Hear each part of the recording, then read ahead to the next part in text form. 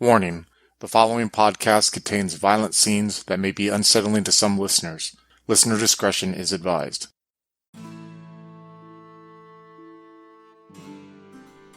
A poor soul of noble origins, a squire tested in battle, a knight-errant forged in Camelot, a man strengthened by love.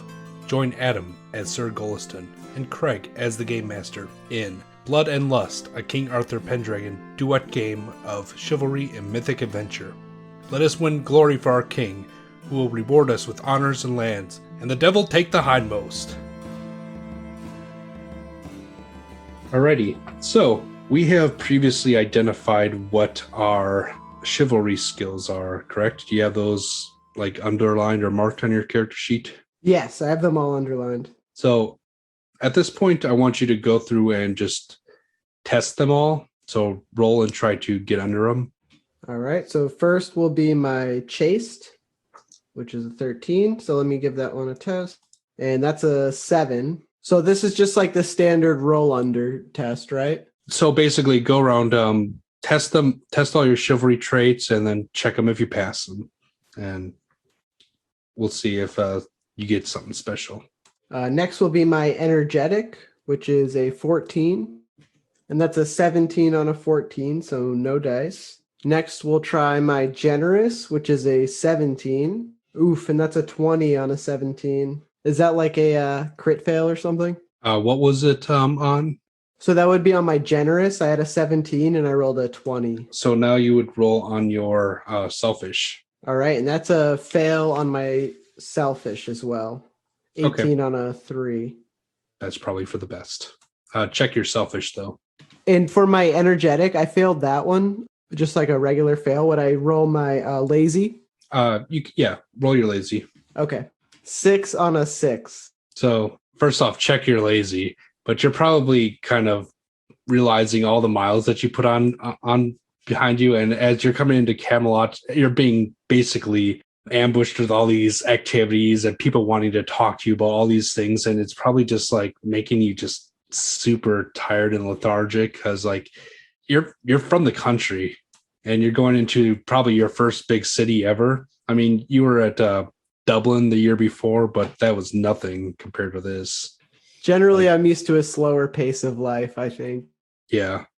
Okay, so next will be modest. That one's at a 16, so let's give that one a try. 15, so that's a pass. And next will be temperate, which is a 12. And that's a 14, so that's going to be a fail. So I guess I will roll my indulgent, see what happens with that. And that's a 15, so a fail for that. So I would check indulgent, right? No, don't check it. Okay. If you didn't pass it. Okay, so that's it for my chivalry traits. All right. Well, I mean, you're already a chivalrous knight, so it was just a chance to get a little bit more glory if you got all of them. But you did get the checks because you kind of were ambushed about a bunch of like chivalric questions and talk. Camelot is it's like the hothouse of courtly activity, and King Arthur and Queen Guinevere set the trends, and everyone else there intimidates them. Lords, knights, and ladies are all continuously presenting opportunities and challenges. It's impossible to be around here without having some opportunity to participate in something special. Each week you spend there, every night participates in voluntary and involuntary activities. So throughout your time here, you're going to do some unopposed rolls. So you're going to pick one that you want to basically test. So this will be a courtly skill. Let's see, a courtly skill. Would that be like things like dancing, play, singing, or would that be like courtesy type thing? Yes, all those are courtly skills. So compose, courtesy, dancing, falconry, flirting, gaming, heraldry, intrigue, orate, play instrument, read Latin, recognize, romance, singing, tourney, horsemanship, religion. What if I learned to read a little bit? Because my read is at 0. Would that be possible? This is one that you are voluntarily doing. So gotcha. You're not going to try to make a fool of yourself. Yeah. Gotcha. Let's say heraldry. Heraldry. Because I'm like seeing a lot more of it. Alrighty. You're choosing to engage in heraldry. Roll that beautiful bean footage. 4 on a 5. Check your heraldry. And now we're going to see what involuntary activities that you are participating in. What is your app, by the way? 12. All right, so you'll have one roll on a d20 here. 17. You're questioned on religion, actually. You're probably going up to the new cathedral that's being built in the middle of Camelot and spent some time to walk through it. And you have a priest of the British Christian faith who's, he's asking you if you know your stuff. And basically at this point, you can try to make a skill check to see if you can, keep paces. I do remember that you have a special heirloom that might help you on there. So do you want to meditate on the finger bone first? I think I will, because I think if I don't, I might make an ass out of myself with only the base 2 in religion. All right. So I think it gives you +3. Is that correct? I wrote it down. I'm just trying to see where. I just wrote down finger bone of St. Alban, but I didn't write what it does at all. Right, here we go. It's +3 piety, so it'd be in your personality traits roll, but I'm willing to bend the roll and give you +3 to religion as well, if you're kind of inspired by it. Where is piety? Is that spiritual? It would be spiritual. Okay. I'm looking at an old edition. Oh, okay. Gotcha. So my spiritual is a 10, so I would just add 3 to it, try to pass under a 13. It's for a religion skill check, actually. So. Oh, gotcha. Okay. Yeah.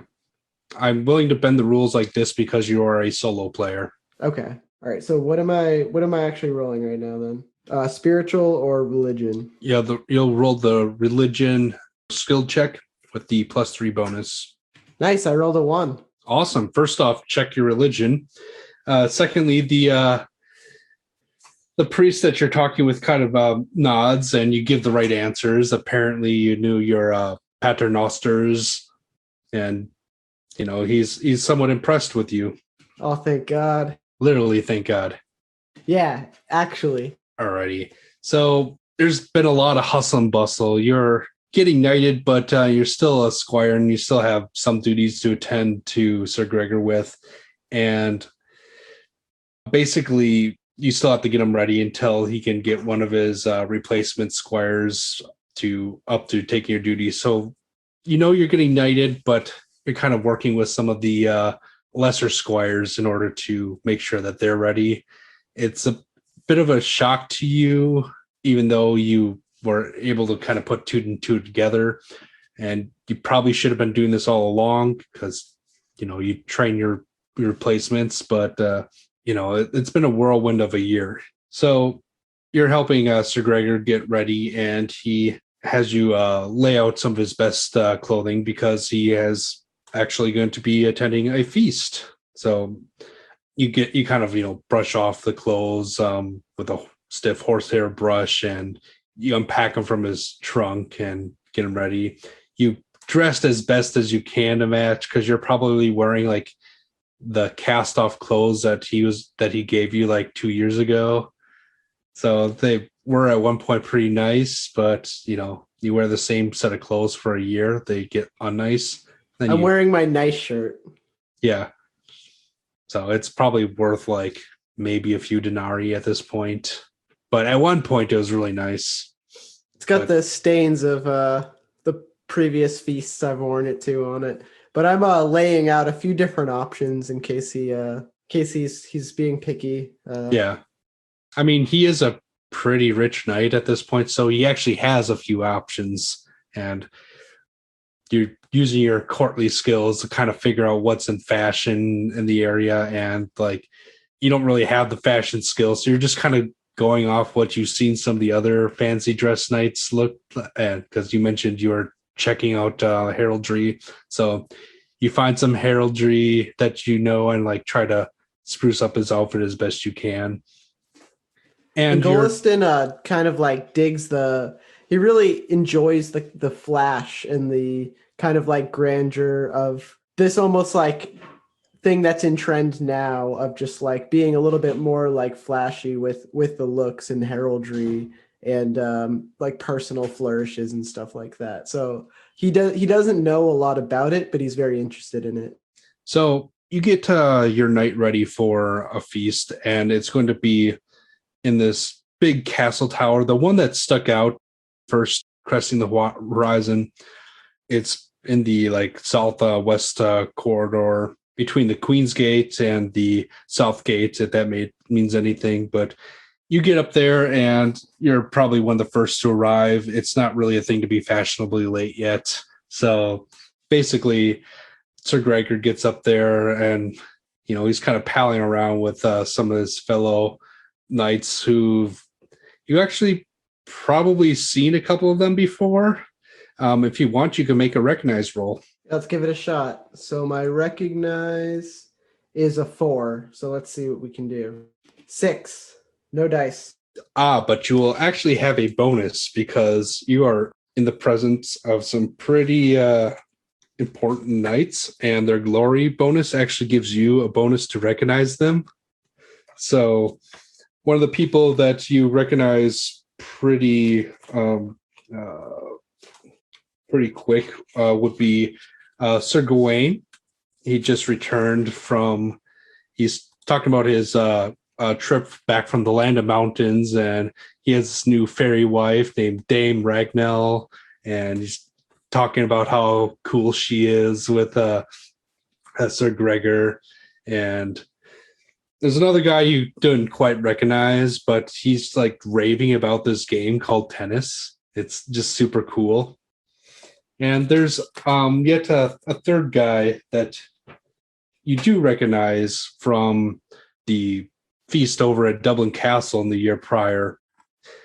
He kind of like is looking at you, trying to like piece out who you are, because like there's servants around here, but like you're like the worst dressed person in here. You can't tell if I'm one of the help or just really poorly dressed, not one of the help. Yeah, but you definitely recognize this guy. He has some like really flowing golden hair.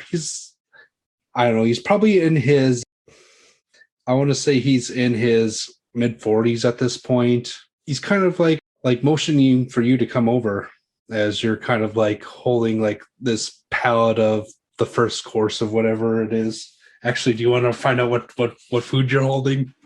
Yeah, let's find out what food I'm holding. When he motions me over, Goliston kind of does that "who, me?" thing. Like he looks behind himself to make sure he wasn't talking about somebody else. And then when he realizes it's him, he kind of like hurriedly walks forward with this plate of... Let's see. I'll roll this, just make it simpler. All right. That is a 10 and a 3. That is almond cakes served on little rondels.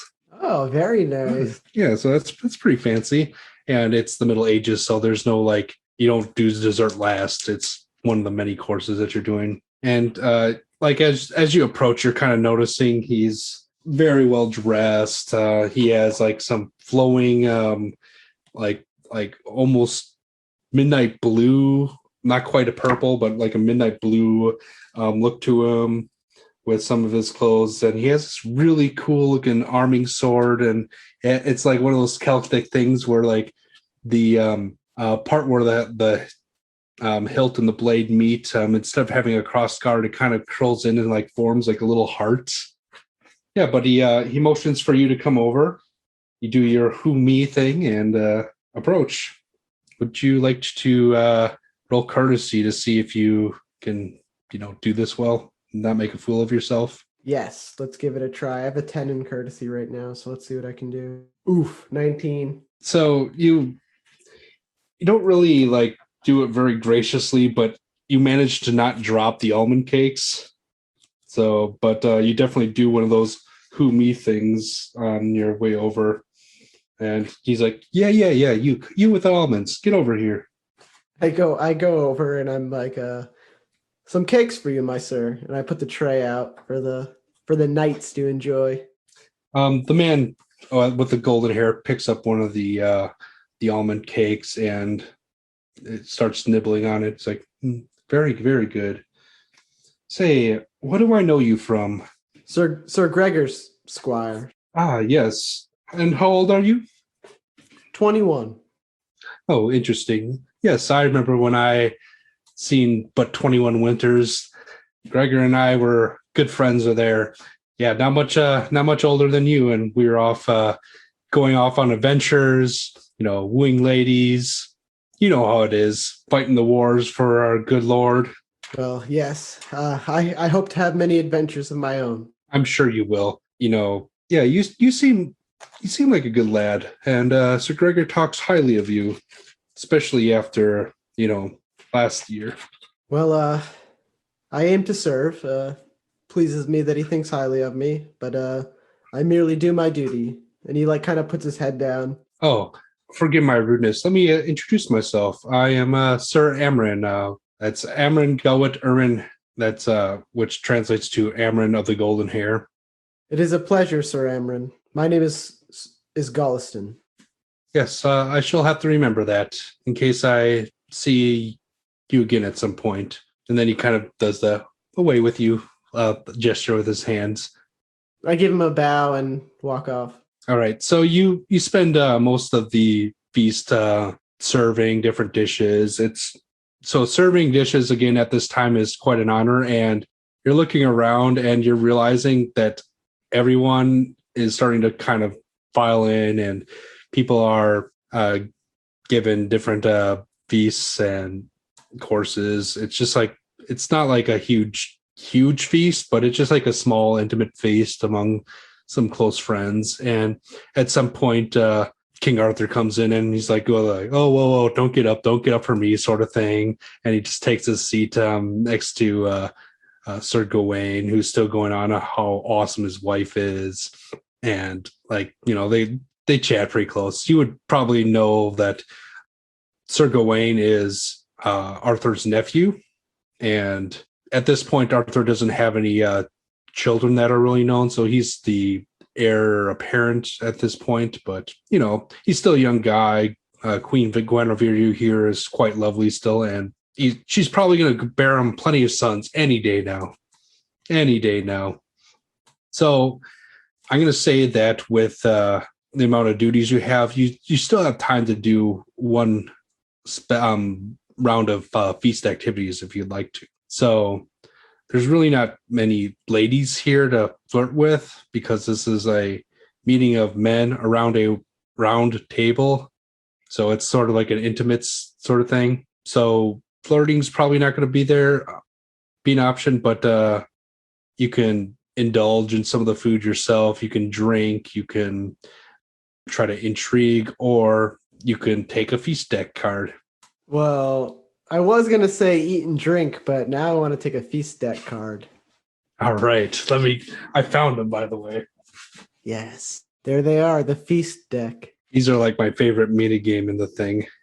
So instead of having rolling, I'm just going to pick on one out at random. Alrighty. Wait, you have an app of 12, so you're just an ordinary looking guy. But yeah, generous knight. A rich and generous knight asks you about your circumstances at home. Actually, this is probably good for you.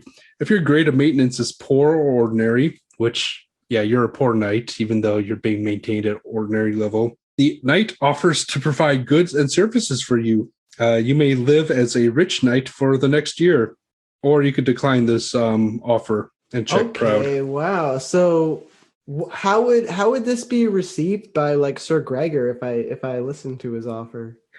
So let's say it's your good friend Sir Amron that you met, who's saying this. You could actually make me a courtesy roll to see if you can figure out if there's a motive behind it or something. That's a failed courtesy roll, a 17 on a 10.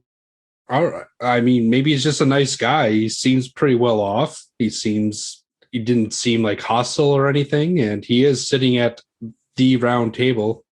Okay, so this is how I imagine it playing out. Sir Amron is mildly curious in me, not overly curious in me, but we do end up talking a little bit, and I go on to kind of explain my family lay out with him, how I'm like one of many brothers, and my brother March is kind of the star of the family, and He Helig is does. next off, and he's just like, listening to me talk about, and then Helig is next in line, and Griffrey is with the church. Even Nodens is more popular than me or whatever, and he's like kind of just listening, and he's this proposition comes up. Yeah, he kind of like reaches out and is like feeling your clothes. He's like grabs your tunic. He's like, "Is that felt?" And you're like, no." He's like, "Now it is."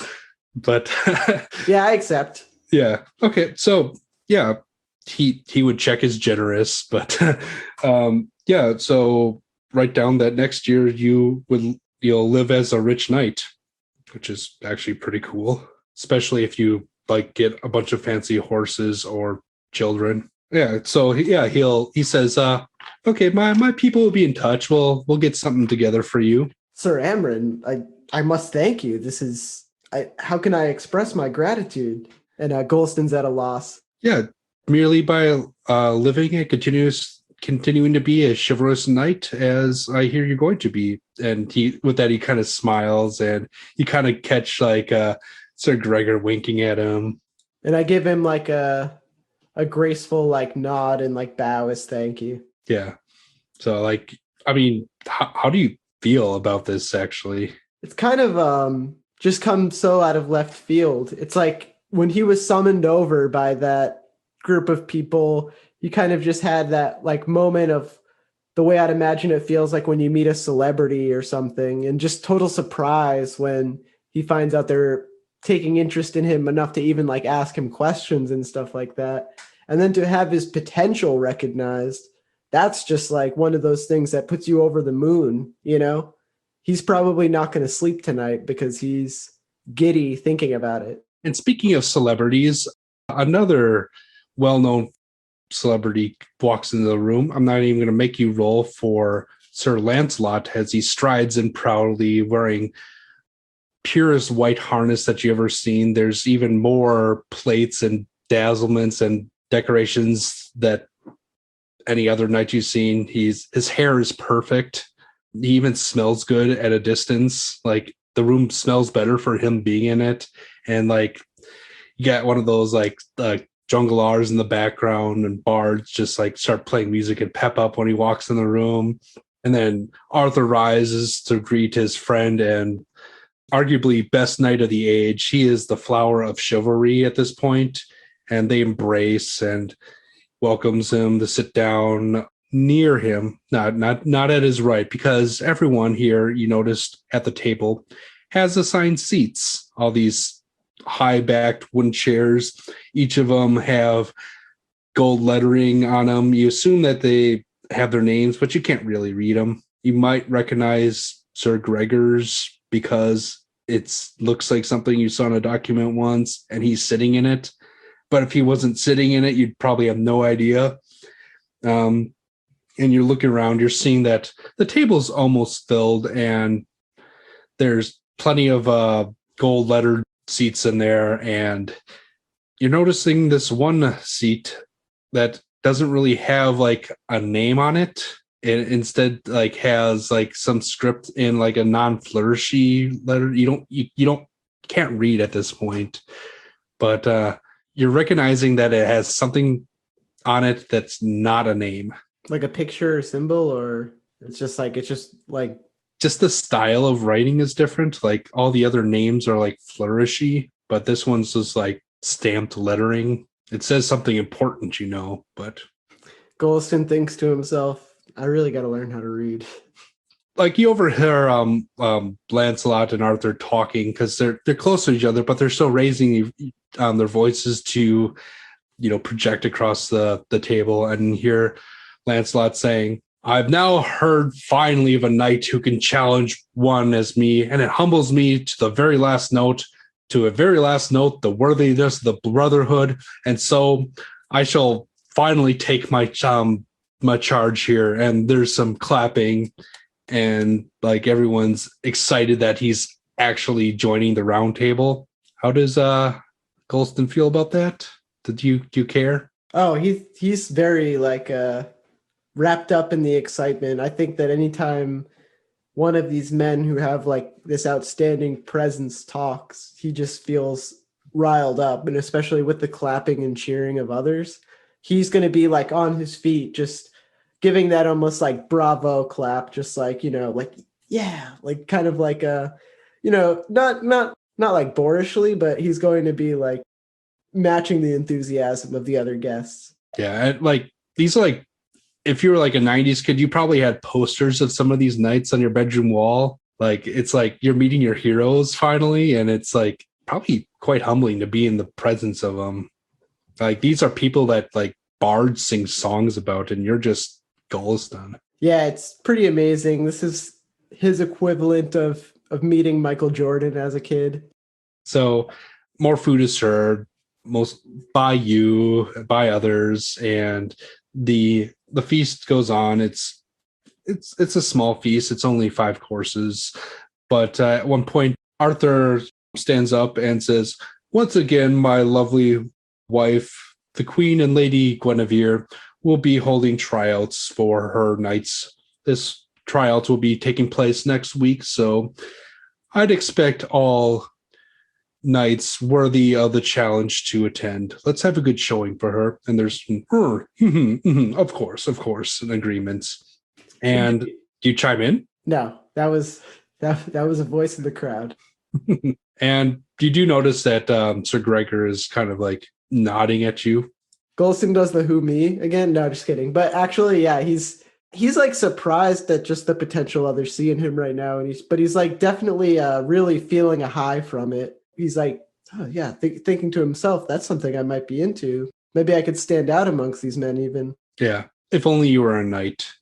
So Yeah. you're cleaning up after this feast, and you're getting your porpoise and peas that's left over from one of the courses, and you're like basically eating the leftovers with some of the servants in the kitchen. Getting your meal, help clean up. You get all the dishes back to the servants, who will then give it to the almer, who will basically take these meat-soaked trenchers and hand them out to the poor. And I mean, honestly, alms at Camelot is better than like rich folk eat pretty much anywhere else. So these are really good scraps. Awesome table scraps. Yeah, superlative level of lifestyle table scraps. Like this is the 1% of the 1% table scraps. So I imagine I'm pretty pleased with myself, even just, eating whatever's left over. I'm probably like happy as a clam right now as I pile in whatever food I can find. A guy my size requires a lot of fuel. So, I'm just probably like patting my belly as I eat a bowl of whatever. At some point you go and you help Sir Gregor get ready for his evening. He's not needing a lot of attention from you because he now has other squires that are starting to take on these duties, and a man comes by and asks for you. You're in one of the, not the grand tower that you were in, but one of the other towers in the city of Camelot around the curtain wall. And you and Sir Gregor and the other squires actually have a room to yourselves, which is pretty impressive. You get to sleep on the floor, on a nice floor. Not bad. So yes, a guy knocks on the door and you open to receive it, and he's actually asking for you. He appears to be a well-dressed burgher of the town. Sir, I've come to take your measurements. Oh, well, of course, yes. I'll motion him in, and I'll kind of like looking proud. I'll be like straightening out my clothes and making myself stand up tall, putting my arms out and my legs standing in a wide stance. Yeah. Sir Gregor looks up from the book he's reading and like kind of takes a glass of wine, swirls it around a couple times, takes a sip, sets it back down, and goes back to his book as if he's expecting this the whole time. So yeah, this guy is like taking your measurements, and you probably actually never had clothes that were made for you before, so this is probably a big deal. Yeah. He's ready to look better than he's ever looked. So he's just like really excited at the prospect of this. And he's just like trying to be as cooperative as he can to make sure that this guy gets the perfect measurements. All right. So you should be able to pick up the robes tomorrow morning, and you should be all set for your vigil tomorrow night. And by the evening, we should have the rest of your clothing tailored. Many thanks, sir. And he like gives like a, I don't know, like a polite nod to him. The door shuts, and again, you're alone with Sir Gregor and a couple of the other squires who are kind of like taking brushes to his armor and like taking the chainmail and making it self-polish itself. It's kind of a whole production. And Goliston will kind of like look around, like pretty pleased with himself. And then he'll look over to Sir Gregor again. And if he can like get his attention, he'll say, I just wanted to say again, this is the greatest honor I've ever achieved.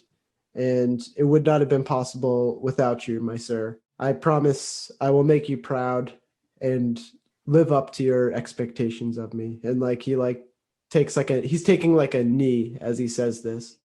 Sir Gregor looks up from his book and says, "Oh, of course, my boy. You'll have plenty more time to gain honors and glory for me and our king.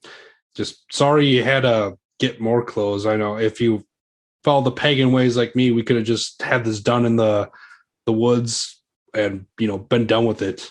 But apparently, you Christians have this sort of vigil thing, so it's going to take even more time." And Goliston, who's kind of basking in this whole process, doesn't mind it. He wants to enjoy every second of it. So all of the ritual and extra little bits are just things that he really enjoys. Every little reminder of what's about to happen to him is something that he kind of just basks in. Does Goliston know what's about to happen? I mean, he feels kind of like what Gregor's hinted at, and he knows that it's something big because of just like all this different stuff, like the talk of this ritual, like getting his measurements and stuff like that. He feels this change of station coming on. And when the mention of the contest for the queen, like when Sir Gregor looked at him, he kind of had a moment of like, why would he be looking at me for this? But like, it's almost just like this flood of possibilities is entering his head that, he's valued by this group of people, and, he's going to be given an opportunity to make some kind of name for himself, whatever that may be. He just knows that his position is changing, and he's not just going to be the squire anymore. He can feel that with kind of like his duties being replaced a little bit. He's not being replaced to be like demoted. He's being replaced to be moved up to like a position of more excellence. Yeah.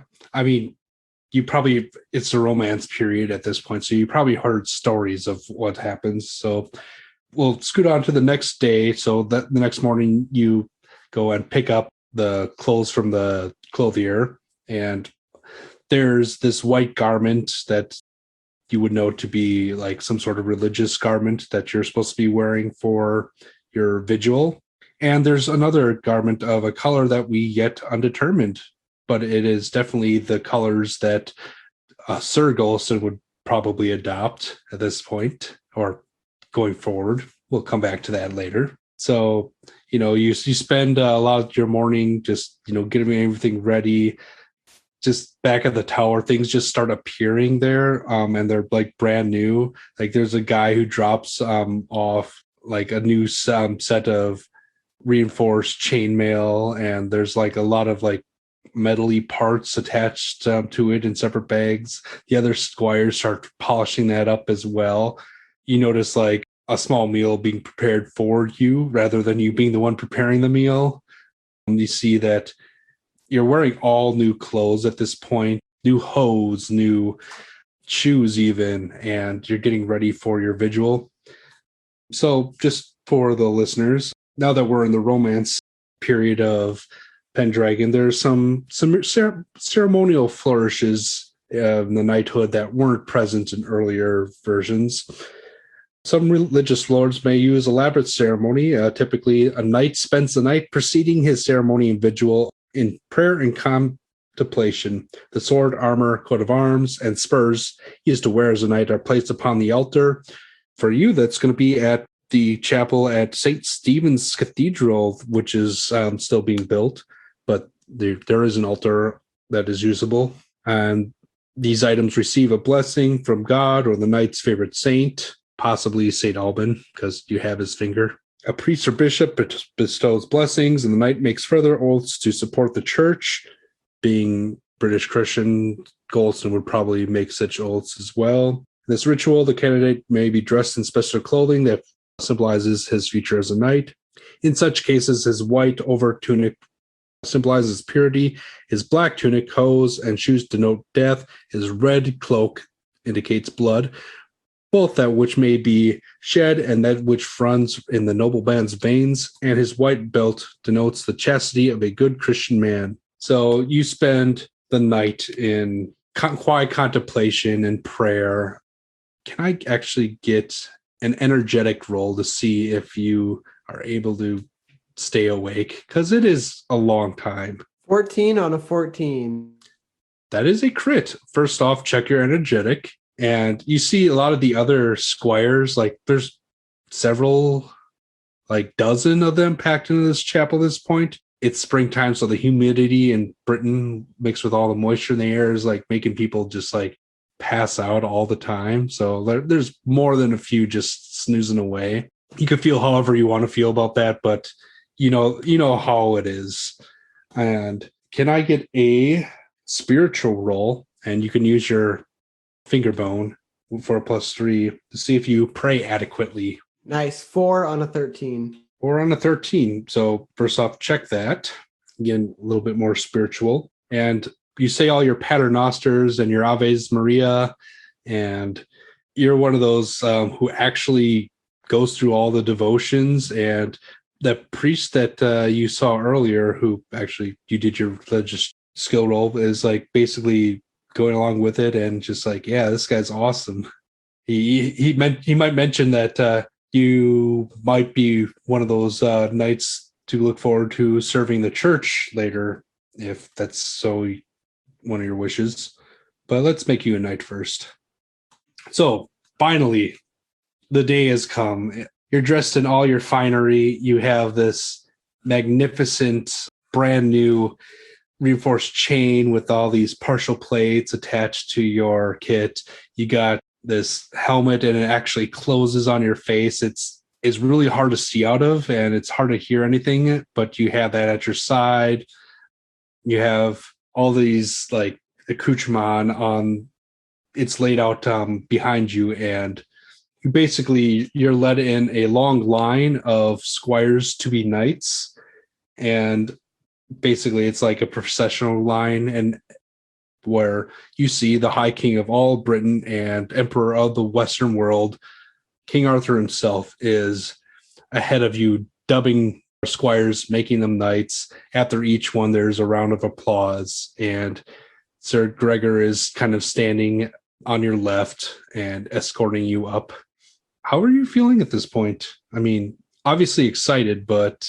Probably for Goliston, this is like the most amazing and somewhat even spiritual moment of his entire life. This is kind of like, it's like the most important thing that's ever happened to him, and he absolutely feels it. So like as he gets closer in line to have this bestowed on him, he feels like a tremendous amount of butterflies in his stomach, and he's sweating and he feels clammy and nervous, but he's just like incredibly proud. There's even a bit of tears welling up in his eyes as he begins to get closer to the king. And finally, it is your turn. You kind of have a lurch in your stomach as you take your step forward and realize there's no one else in front of you except for your Lord and our King Arthur. So he smiles at you. Come forth and kneel before my throne. I do. A servant comes and places the sword, armor, shields, and spurs kind of nearby.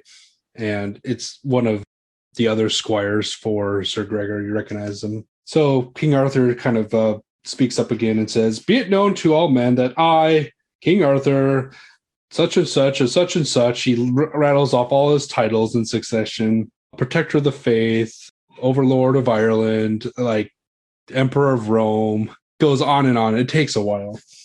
"I am minded to raise the Goliston." And you're like, oh, he knows my name. "By virtue of his honor, loyalty, valor, and skill at arms, to the high rank of knighthood. Goliston, do you swear to and acknowledge me, King Arthur, to be your lawful, true liege? I do. Do you also swear fealty to me, King Arthur, Pendragon, to defend and obey me until I depart the throne, or death shall take me, or death shall take you? I do. And then he takes off his glove and just slaps you across the face with it and says, "Let this be the last blow you receive without just recourse," which he gives you a full slap. You notice a few other people got just like shoulder taps, and he's changing it up for different people. He takes his hands and places them up, palms up, and you place your hands on his, or rather, you place yours palms up, and he places his on top of yours. And it says, "Repeat after me. I state your name. I, Goliston, Do solemnly swear and pledge my sword to King Arthur, my liege. do solemnly swear and pledge my sword to King Arthur, my liege. To defend and obey me until I depart. My demence or death shall take me." What was the last one? Sorry. Goliston is Yeah. not a knight anymore. All right. Well, let's take this again.